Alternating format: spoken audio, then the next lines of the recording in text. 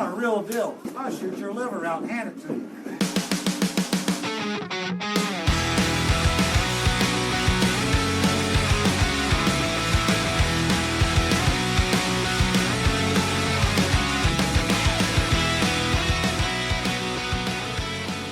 Easy game. That's a nice bird back there. I tell you, What is that giant bird? Is that a pigeon? they're pigeons and seagulls, and they're the craziest Oh my birds God. I've ever seen in my life. That thing is the size of a football. They're mutants. My mum's feeding them too much. That thing is the size of a small dog. I know. It's a little bit scary. I'm not sure I'd want to go out in the garden. Right, look at it coming towards us. It's huge. Might come through the window in a minute.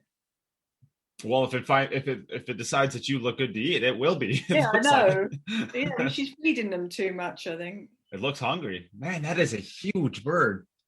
Mm-hmm. Wow. Well, on that scary note, the Hitchcock movie, The Birds. We might want to get started before you're eaten by birds out here. Yeah, exactly. The last we saw of her was in Hailsham in England. So we all ready to go? You good to go? Mm-hmm. Perfect. All right. So Allison Fisher, welcome to the Cue It Up podcast. How you doing? Thank you very much for having me. I'm excited to be here. Nice to see you. Yeah. And unless you're watching via a Patreon, you can't see where you're at and what kind of room you're sitting in here. It's absolutely stunning. Tell us about where you're at. Well, I'm in my mother's house in Hailsham in England, and this is her back garden behind me with some crazy mutant birds. She's been feeding them too much, and they just keep coming back for more. Yeah, I hope that raptor of a bird comes back out so the Patreons can see what I'm talking about. That thing is it's seriously the size of a Labrador. Yeah, it's a bit scary out here. So what are you doing in Europe? Of course, we all know that you're part of the World Cup of Pool, but it's done now. So why are you hanging around? Well, I've come to see my mum, visit with my mum, which has been lovely. I'm here for a few more days before jetting out to Gibraltar for the World Masters. I'm actually going to be on the commentary team for the World Masters, so I'm really looking forward to that for Matchroom. So you must have made a pretty good splash at the Mosconi. That's awesome. Well, it's nice that I've been invited back, so it must have been all right. And yeah, I don't mind doing that. I love to talk. And it's nice to hear a woman in the comm box too. I gotta say, it's nice to have a little change up. Yeah, nice perspective, and I've got a lot to say, and I've had a good career, so it's a nice thing to be able to do. So we're going to get into later on why you're not playing quite as much anymore, but you did play this past weekend, and it was the World Cup of Pool. So tell us what that was like. That was, it was really wonderful to get back in the arena, I have to say, because I haven't competed since the Ashton Twins Classic in Canada at the beginning of 2020 in January. So it's a long time. I haven't Which you won. I did, and I haven't played any of the virtual events. That's really everything that's been going on. So it's not that I haven't been out there. It's just that there's nothing to be out there for. And I don't just go in any random tournaments. I mean, I play WPBA events, and obviously in the past a lot of international events, which we don't get to see over here. So it's a lot of it's by choice. So I'm more at home these days with the family, and I'm enjoying that. So I don't really play as much. I think COVID has kind of come at a funny time, and it's a strange time in my career because I'm sort of transitioning, I think. Yeah, we're going to expand upon that later on. But so take us through, you haven't competed really on the big stage, and it to be honest with you, watching you and Kelly play, it didn't really look like you were competing. It looked like you guys were just like, I mean, of course you were competing, but it looked like you were just really having fun and enjoying your time together and enjoying seeing all your friends again and getting back out on that stage. Is that what it was, or is that just the way that you compete? No. I'm a very serious competitor when I'm at the table. But partnering Kelly, I think it was important for both of us to keep it light, not get too intense on things. Like if you miss or if you make a poor shot, not to worry about it, just let it go. And I think that's the key in doubles. However, for me, my goal was to enjoy the event, because I don't know how many times I might be out there in the future. That might be my last one, who knows? So, and at this stage in my life, I want to play because I'm enjoying it. Not have that immense pressure that you have throughout your career when you're out there and you have to win and all that. So it was, for me, my goal was to have fun and enjoy that event, and I did. Yeah, and I think that was prevalent, exactly what you said. I think Kelly missed a ball, a ball Kelly should never miss. And your reaction, she turns around to you and you just like burst out laughing. There was one particular shot, and I said, load it up with English or whatever. And then she barely got any on. She hit it too quick, and because it was a shot clock thing. Yeah. And then I burst out laughing because I said that was nothing like I said. It was just a really funny moment, and we completely screwed it up, but it was fine. It doesn't matter. And then there was one other situations where you guys were up against the shot clock, and Kelly sprints around the table and just kind of fires it as fast as she can. I think that was that shot I was talking about. Yeah. I mean, you can have moments in doubles. You've seen all week. Of course. Yeah. There's been rare matches where two have really clicked and played a fantastic set, and it seems to be at the latter part of the tournament that we're in now that's happening. So the conditions were funny. The table was a little funny at times. So you have to just go with the, bumps and rolls, so to speak. Yeah. So now that you're away from the World Cup of Pool, what is your takeaways from it? Did it give you a little bit of spark back in your game to maybe practice a little bit more? Of course, there's still really not a lot of events. I know there's a WPBA event scheduled in Iowa. I want to say it's in September. Am I wrong there? And no, you're right. And I do believe that there's talk of another one in the end of September. At this point, I'm not really sure. I really enjoyed being out in that Matchroom arena because that, to me, was really fun. I don't know. I really don't know at this point in time. I don't know if I've got that desire and, get up and go to do it, because you have to, really. A lot of these players are playing 6-8 hours a day. Not all of them, but, to be at the very top of something. Apparently Carl's not. No, well, we know that. And he was absolutely, I don't want to say it on, video. You could imagine before he went out there, he was scared. Put it that way. Quite scared. Don't worry, this is you can say whatever you want. This is an explicit podcast. Well, you are. Anyway, it would have been messy. And but anyway, he's clicked with Darren, and they're flying now. But sometimes it just takes a match or two to just get you back in that rhythm of it. Yeah. And I kind of wish we'd had a little bit of an easier draw in some ways. Not that any draw is really easy, but there were definitely some weaker teams in it, just to get one under our belt, because I think Kelly and me could have actually done a lot of damage in that event. I think so too. Carl had I don't want to say the luxury. I mean, I kind of look at you and Carl's kind of run at this is maybe at least similar in the sense that the Philippines is a lot harder. Sorry, South Africa. The Philippines is a lot tougher of a match than, and we saw when Carl and Darren were playing against them. If you watch the first 6 games, I mean, they were going back to your analogy. They were pooing all over themselves. So, like, you take the game. No, you take the game. No, you take the game. And eventually Carl and Darren found a way to get out of it. And now look at them running, they got out of jail. And sometimes that happens in a tournament. I actually think Kelly and I, if we got off to a little bit of a better start, I think we could have taken out the Philippines. We just let them get rolling, really. We let them get comfortable. Yeah. And the key is not to let your opponent get comfortable. In fact, it's the same thing that the US did for the Philippines as well. Mm-hmm. Oh that was a brutal match. I saw some of that and I'm like, oh no, I think I'd have been more disappointed if we were 5-0 up and lost like that, actually. Yeah, that's a tough one. That's got to be a tough one to take. That was a tough pill to swallow, that one. Yes, and we've all done it in our careers. I mean, how many? You probably can't count the amount of times. I know I can't count the amount of times I've been up 5-0 in a match and lost. I can't, actually. You can? No, I said I can't. Oh. I'm just kidding. I'm sure there have been times. I was just joking. Yeah. No, I can't. I don't remember that. Of course.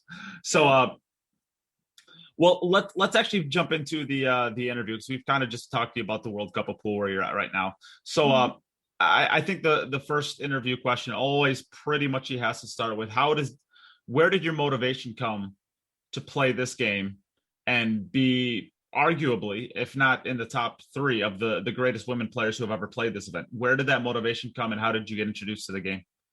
Yeah, that one's kind of interesting. I mean, I started playing snooker many years ago when I was 7 years old. My dad was watching snooker on TV, which is a game that's played on a 12-foot table.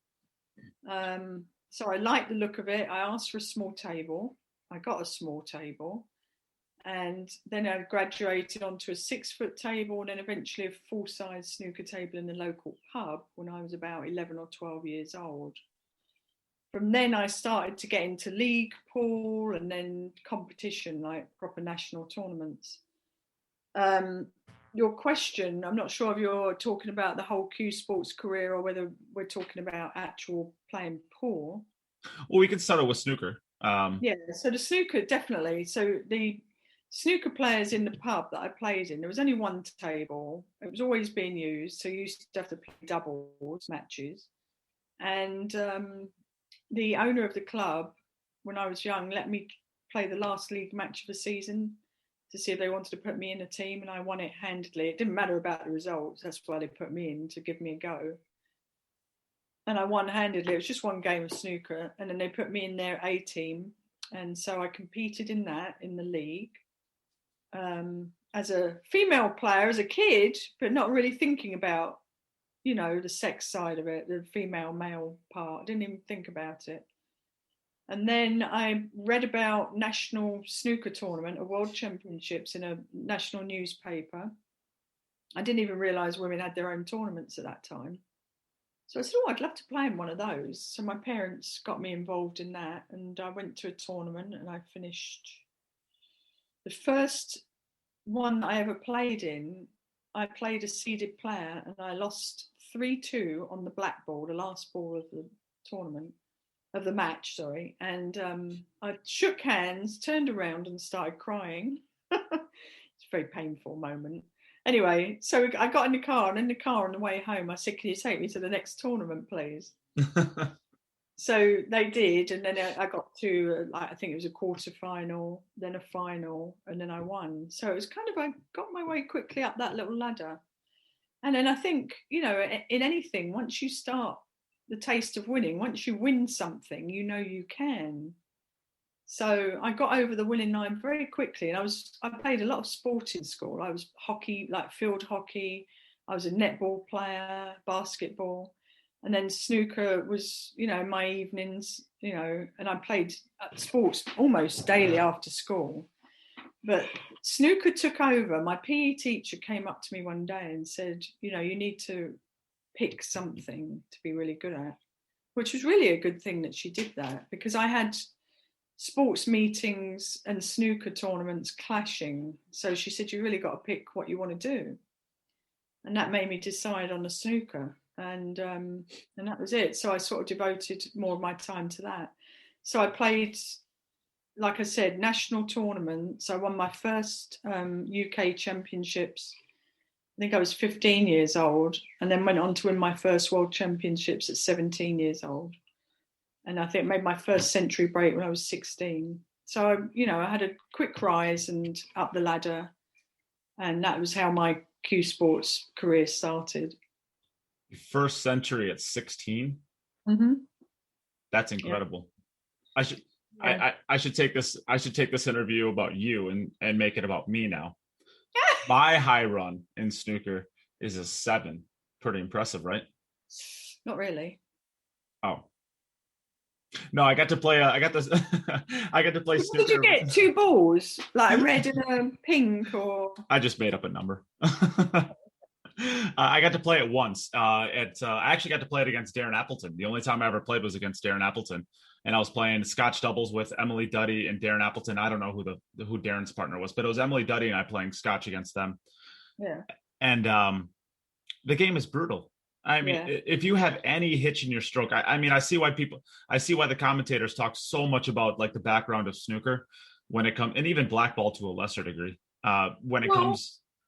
That's true, because blackball is English pool, or Mhm. it's played basically on a small snooker table.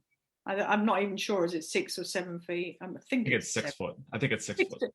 6 feet, so it's half of a snooker table. Nevertheless, the same cloth and the same pocket cut, right? Mhm. So you're going to get a good stroke on that, and a snooker table. You have to, like you said, you cannot have a hitch in your stroke and make balls on a snooker table. So that's why you're seeing in this World Cup of Pool, you're seeing a lot of nations, pool players who've only played maybe on an American table, who've got under pressure, they're flailing. The stroke is all over the place. So, the background of the English players is pretty solid, I think. Yeah, I absolutely agree. I always thought I had a decent stroke. I mean, I'm not a Mm. great player to begin with, but I mean, I'm like a 670 Fargo if you're familiar with the Fargo. So I'd be like the lower end of the semi-professional range, I guess. And Mm. I was humbled so fast. I was humbled so fast on the snooker table. I was woof. It was fun though. It was a lot of fun. So take us through. You're 16. You ran into your first century. You're starting to win. I'm assuming you're kind of getting to the point now where you're starting to dominate your competitors and you're starting to be the favorites at most of these events. Mm. Take us through the next couple of years of your progression in the sport of snooker. So then I basically left school at 16 to pursue snooker. I did what they call over here a youth training scheme, where you get a little bit of money every week, and basically my training would have been to run a pool room, which would have been the local pub guy teaching me things about the trade whilst I'm practicing on that snooker table while the bar is closed. So I'm getting my solo practice. So I did that. So I went to college basically for a year. I think it was a year, then left. And I was at a tournament one day with my dad, and a guy came up to me and said, I know your daughter wants to play in all these tournaments. I'd like to sponsor her.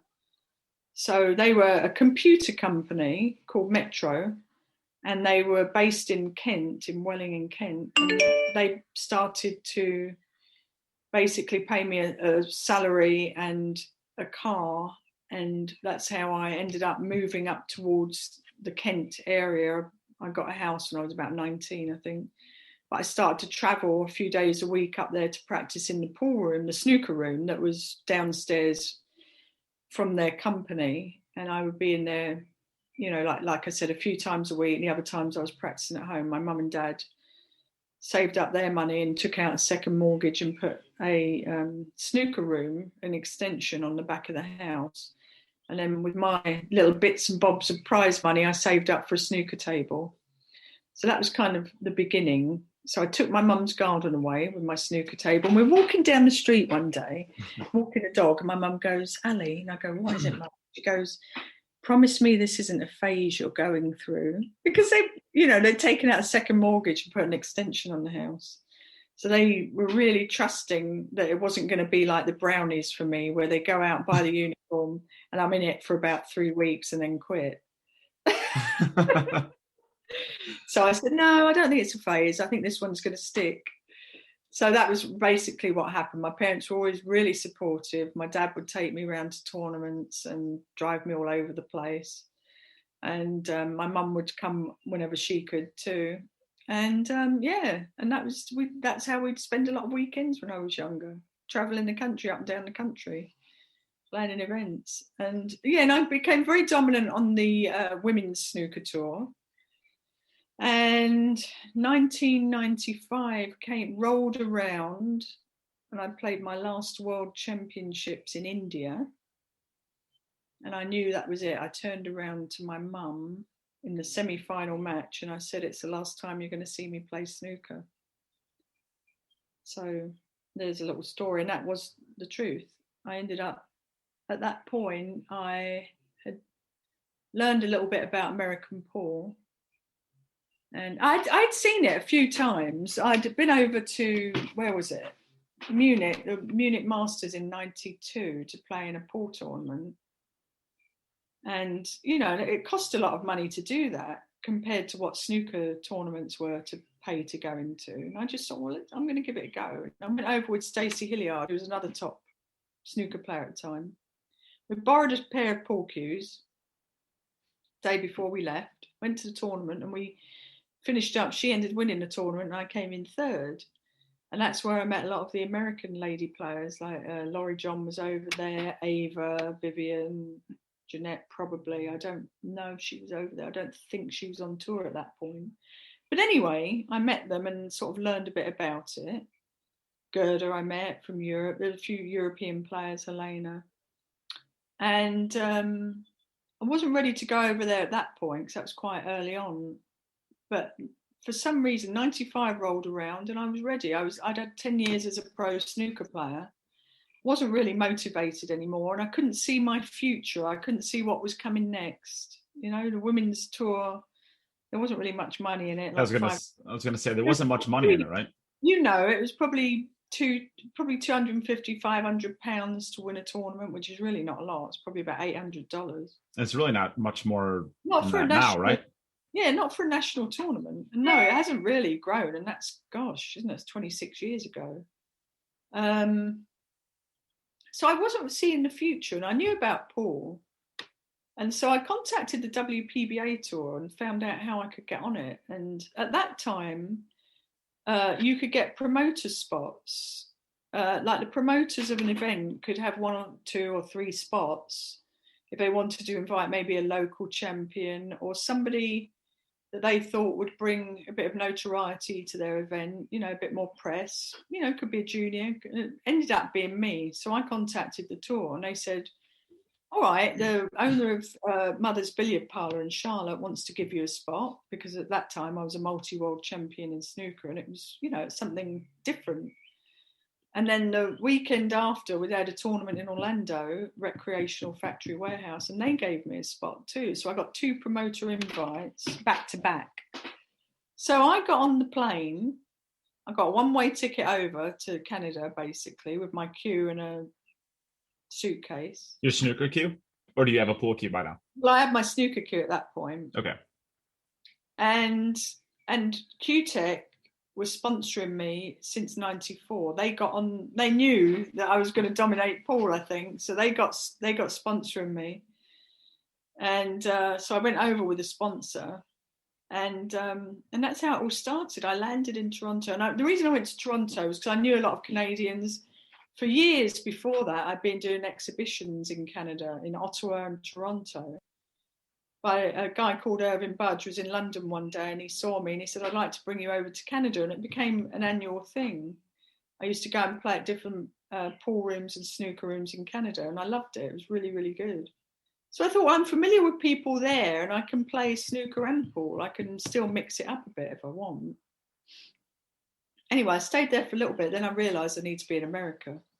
So I went to the first tournament. The players embraced me. I finished 9th. I felt like I'd won the tournament because I won more prize money in finishing 9th than I had winning a tournament in snooker.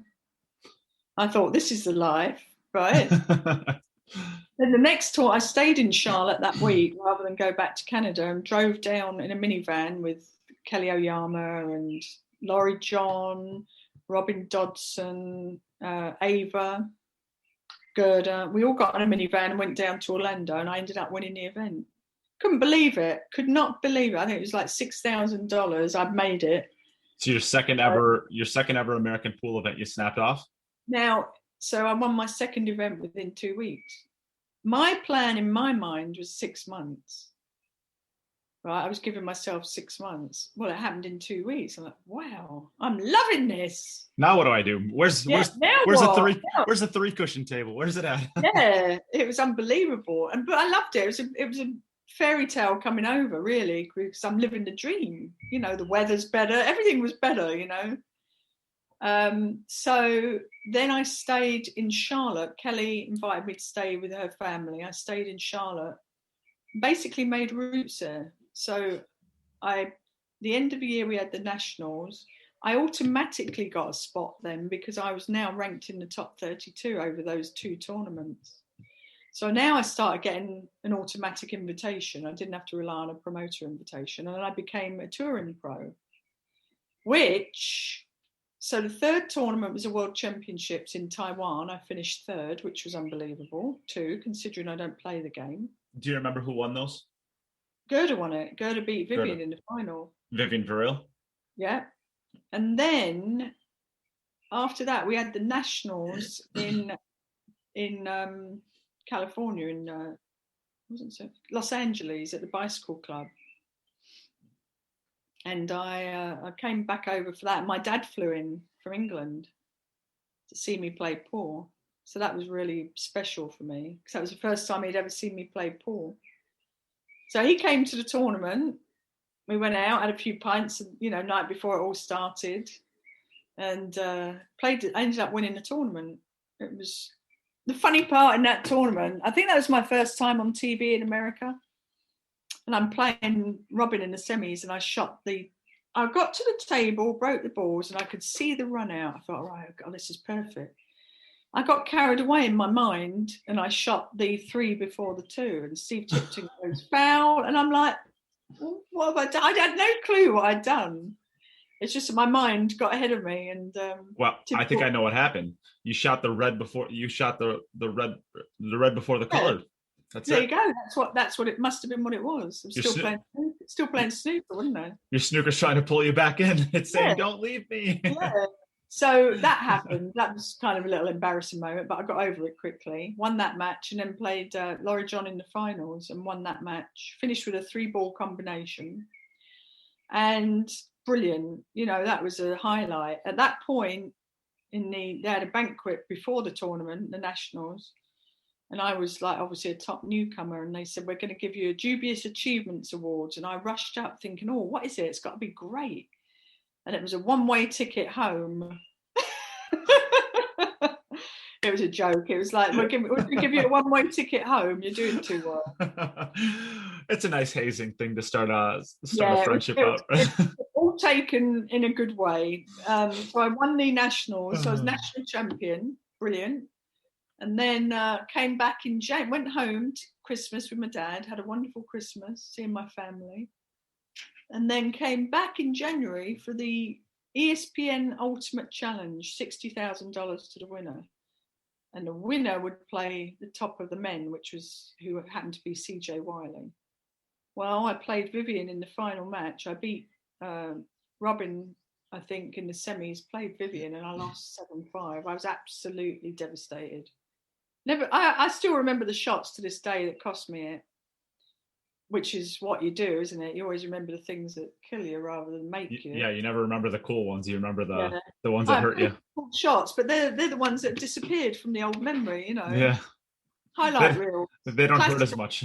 But anyway, the pain runs deep. But anyway, I lost that, and I was gutted because I was so used to playing men in England, and pro men, and I was going to relish that. I think, I would have done really well in that. So that was one thing I sort of regret not winning that one. Yeah.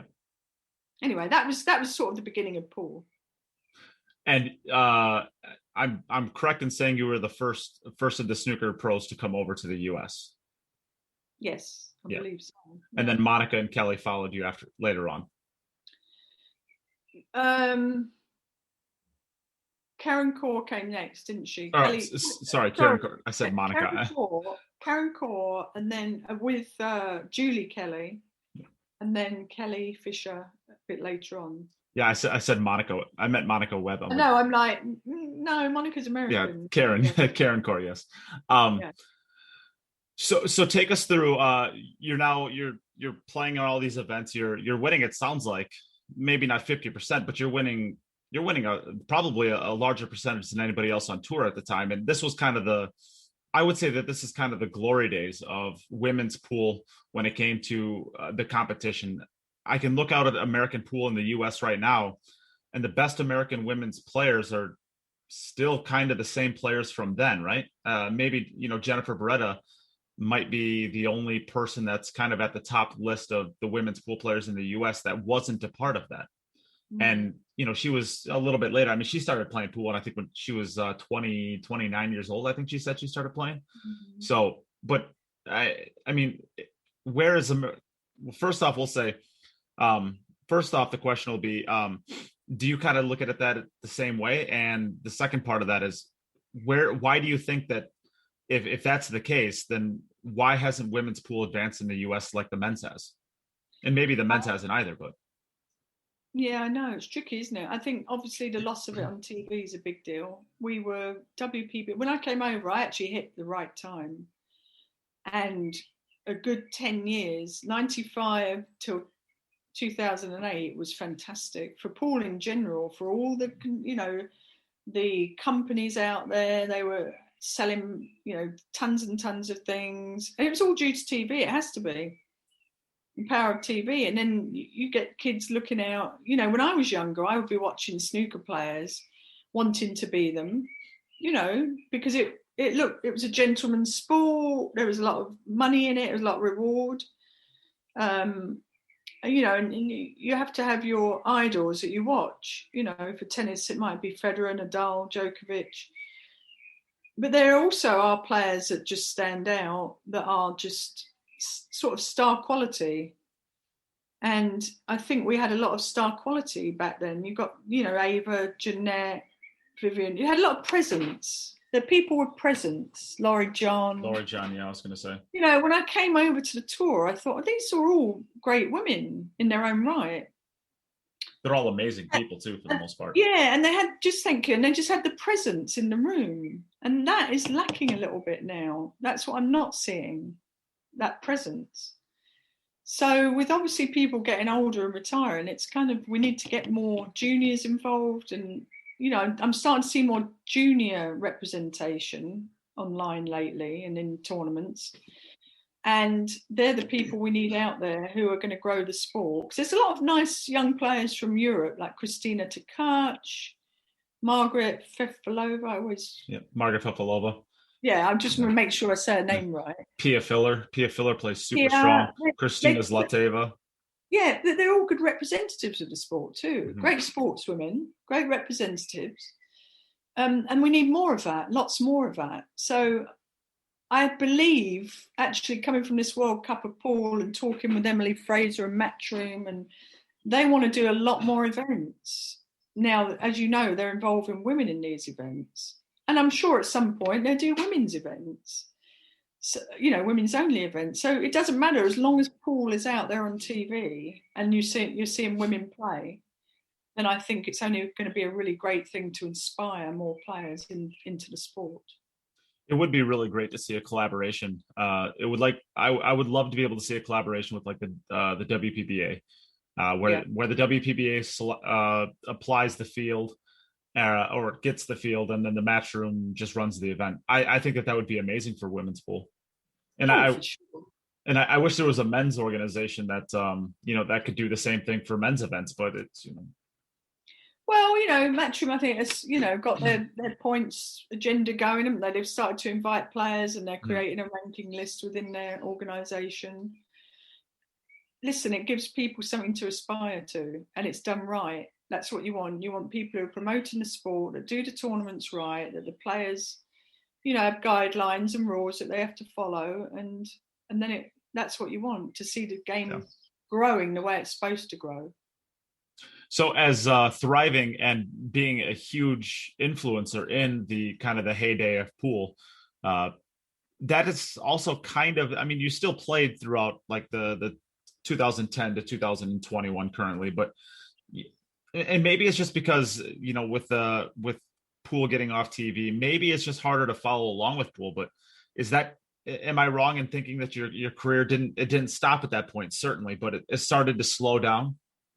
I think so. Well, what happened was 2008 happened, and then the American economy went down. Well, there was a recession, and we lost the WPBA, lost TV. We started to lose casinos putting on our events that we'd had multiple years, but they started to pull out. We didn't have that plan B backup, and we had a 25-hour contract with ESPN that we couldn't fill. which was devastating because we were one of the few women's sports on TV. So that was pretty devastating, I think. And we couldn't fulfill it, therefore we lost it. And there went, women's pool off TV. And then it was just an uphill battle, I think. So I'm still competing, but not necessarily, we weren't on TV. And then I still competed overseas, like in China. I was still doing all right, but obviously it's a different ball game, different country, a bit sterile in some ways. And it just, and then personal life was up and down as well. In my 40s, it was all over the place. So there's just lots of things happening for me. It was all good and bad, but I think is that anything you want to expand upon? Not really. I just think everyone goes through it in life. My relationship was falling apart, and I'm in a much better place now. My 40s were a bit of a disaster to me in my mind. I couldn't wait to get out of the 40s and turn 50, to be honest with you. I was just not in a really good place all round. So, nothing was really going right. But that was just a small period of time. Yeah. And luckily I came through that and back to my old self and enjoying life again. And I had brought Darren Appleton onto the podcast before, and we had talked about it. And he also had a similar story where he actually opened up quite a bit on the podcast and was telling of course his relationship fell apart. He had lost his mother, and he really talked about some dark times in there. And I think that's a pretty. It just goes to show that even though Allison Fisher is my hero, Allison Fisher is the hero of an entire generation of women, you still have the same struggles and you still have to go through the same adversity. Even though you appear superhuman, well, you are still human. We are human at the end of the day. I mean, there've been times when I've been out at a table playing in a tournament and then taken my time out and been in the bathroom crying for about 5 minutes in my time out and then going back to the table and like nothing happened. You don't know what goes on behind people's eyes, really. I think we play tournaments and we're kind of stoic sometimes, but everyone has a little bit of pain in their lives through different things, and it's not easy, I don't think, when you're competing and you're out in the spotlight. But that is life. That's part of life, and you grow through that, don't you? And that those are the sort of defining moments where you can have a bit of personal growth too, once you get through it, and hopefully lead to happier times. So I had in the 40s, I had the birth of my son, which was wonderful, a miracle, and then a death of my brother in the same year, and a breakup not long after that. So it was just, everything compiling on top of each other, and I didn't know how to feel, really. I got inducted into the Hall of Fame, I think, that year before. My mum had a quadruple bypass that same time. It was all, emotions were like that. Yeah. And, I had a lot of years where I just wasn't happy at the table and I wasn't home and I wasn't happy. There was no sort of happy place. So, and then being in America, I was kind of on my own too. My family's in England. And then I had a sort of a broken up family in America, so to speak. So it's just a really tough time, I think, in my life. And like I said, everyone goes through a little phase or tough times. Some are longer than others. And luckily at this point, I'm through that and in a really happy place. And everything's great. Yeah. Well, that's of course amazing to hear. And I think it's a little important that you are human, right? I mean, there's the humanistic element to the people that we worship almost. I think it's nice to hear. But so I thank you for opening up about that a little bit. And so let's move on to COVID 2020. You had said earlier that, and this is I said I was going to expand upon this. You said earlier that, you just couldn't find any motivation to play. You couldn't find any motivation to practice, and there's no events really going on. So take us through, I guess, your COVID 2020 and kind of what you decided to do outside of the table to keep yourself moving, and hopefully what that's going to lead to by the end of it, now that it's kind of opening up a little. Well, I think COVID, what a strange time for everyone. I mean, we're coming towards, don't know if it'll ever end, but we're coming through it now where life can become a little bit more normal, which is wonderful. For me, it was a time of spending time with my family, quality time, and being at home actually was really good, because I wasn't on the road.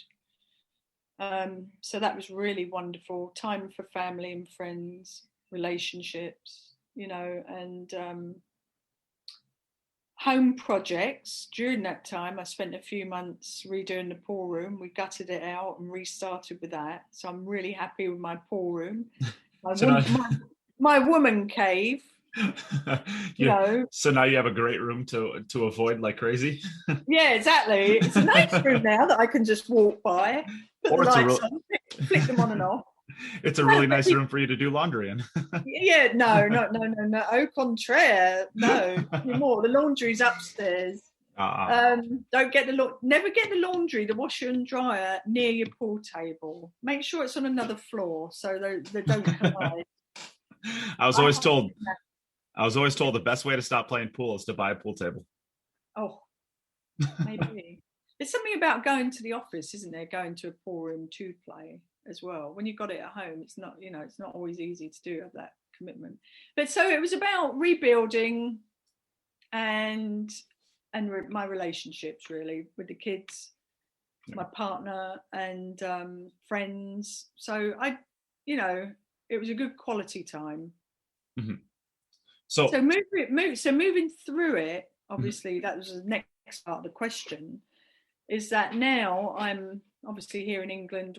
I did a little bit of that tournament there, and now I'm going to Gibraltar next week to commentate on the World Masters for Matchroom and Sky TV. Very excited about that. I also, while in COVID, funnily enough, I picked up a table sponsor, so I'm now sponsored by Playcraft tables. So I've had a new table put in at home. I've got a new shuffleboard table from Playcraft too, which I'm really looking forward to showing. Shuffleboard, 16-foot shuffleboard table. Wow, it's a real shuffleboard. So that's going to be a lot of fun for me too and the kids. And some other projects that are not ready to talk about, but I'm very excited about, that I'll be talking about soon. So it's actually been quite a productive time. And so leading forward, I'm not sure where it's going to go. I think I'll be doing a lot of video stuff, a lot of social media stuff, and promoting a couple of different brands. And I don't know. Maybe I'll compete a bit more too. I don't know. Will we be seeing you in Iowa?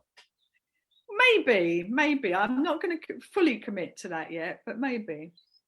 Well, if you make it to Iowa, I might even buy you a drink on the night before. Oh, that's worth going for, isn't it? That's worth going for. That's got to be right. Yeah. So, well, tell us about this pool or the pool table, because I've never heard of this brand before. Well, Playcraft is a home table company. They do mostly 7 and 8 foot tables. They also do a lot of gaming products like your foosball, your air hockey, and shuffleboard. And I've just, like I said, had the Brazos shuffleboard put in my home, so I'm kind of excited about that. It literally happened before I left, so I'll be showcasing some of their products soon. But yeah, I'm very excited about that relationship. Yeah, that's exciting stuff. So you have now you have one of those tables in your home now? Absolutely. So are you playing on a 7-footer? No. 8-footer? No. So they do have 9-footers. Maybe. Maybe.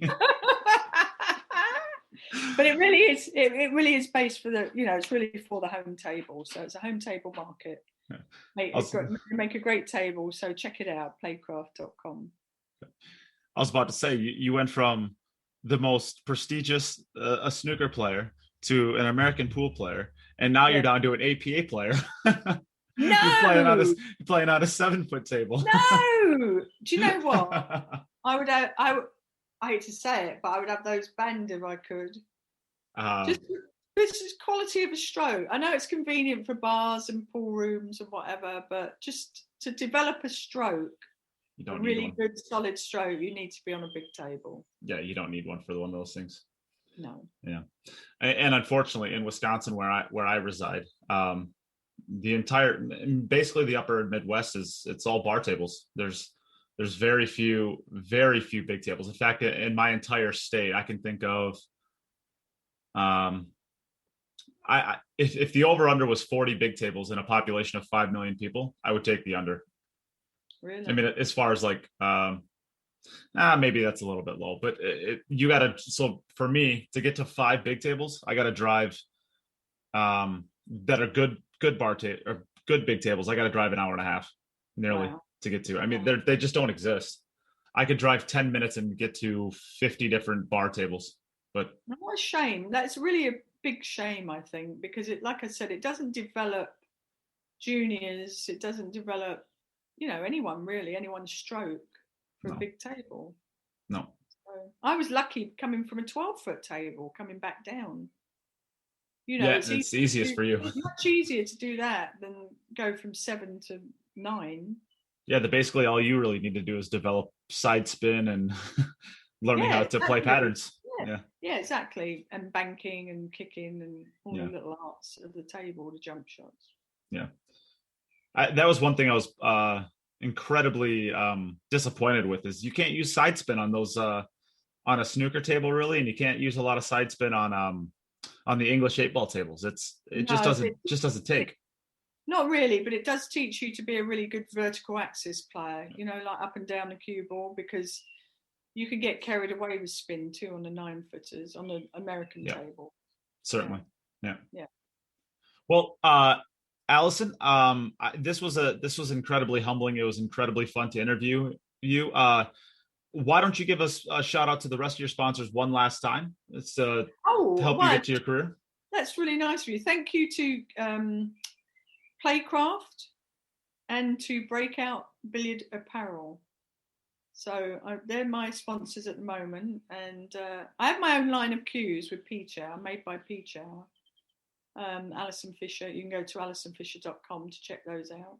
But a lot of things will be changing in the near future, so I want to come back and address them. I'll be mentioning some other stuff in the near future. Well, it sounds like you need some more sponsors. So everybody out there, if you got a company, get with Allison and give her all your money. Exactly. Yeah. Awesome. Thank you. Yeah, she's looking to pair up. So get with her and give her all your money. There you go. And then if you have any left, come over and hang out with me. Yeah, I'll buy you a drink. Buy you a drink. I'll take it. Hey, that giant pigeon is back. Oh my God, that thing is huge. Yeah, I tell you. Gotta watch out. It looks like a turkey. Do you have turkeys in the UK? No. Well, yeah, I'm sure we do. Yeah, we have turkey at Christmas. That's what we eat. So yeah, we must have them. That thing looks like a turkey. Yeah, they're pretty big. It's my mum. I tell you, it's what she's feeding them. It's got all of it, clearly. We're having pigeon for dinner later. Well, I think that pigeon is on an American diet. I think it's on Hardee's and McDonald's. Oh dear. I'll tell her not to feed him anymore. All in good fun. Well, I want to thank you. And unless there's anybody else that you want to thank or give a shout out to, I can let you get going. Well, I just think thank you to all the pool fans who tune in to all the pool events, the pool players, they follow us, and we really appreciate it. And looking forward to getting back out there soon. And if you tune into the World Masters in Gibraltar next week, you can get it on DAZN app in America or Sky TV, anywhere else, and probably Matchroom Live, I think. So that's on for next week. Meanwhile, follow Great Britain and let's watch them bring it home later on in the World Cup of Pool. It's going to happen. I called it here first. Now, absolutely. I got to close this out with some drama. You ready for this? Yeah.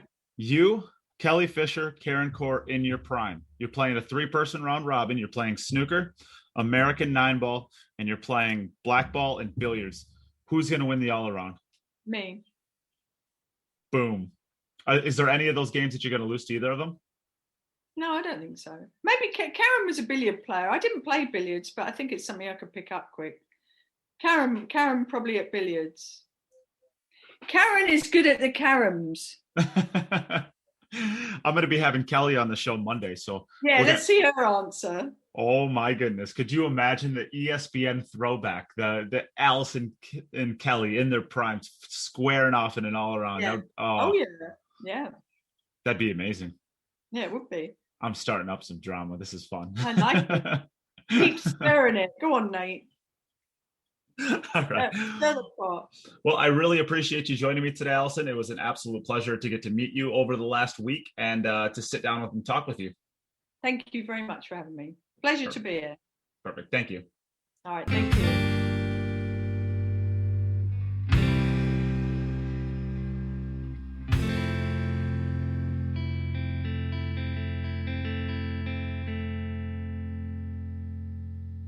Hey everyone, thanks again for listening. If you've liked what you've heard and you want to contribute to the future content that will be made, consider joining the podcast's Patreon at www.patreon.com/QItUp. Becoming a Patreon of the podcast will help to create all of the future content that the podcast will have. Special shout out to Dave Peters, Aaron Taylor, Pete Silsby, Morgan Lupton, Ben Young, Robert Miller, Andy Morse, and Bill Pelham for your generous contributions to the podcast's Patreon. If you ever need any more information on what the Patreon system is, or how you can contribute outside of the Patreon, please reach out to the podcast or Nate himself. If you would like to contribute to the podcast for free, consider sharing any podcasts or the podcast page on Facebook itself. Also, leaving a review and a rating if you listen through iTunes. It helps others find the podcast. Thank you for listening, and we'll be back soon with another episode of the Q It Up podcast.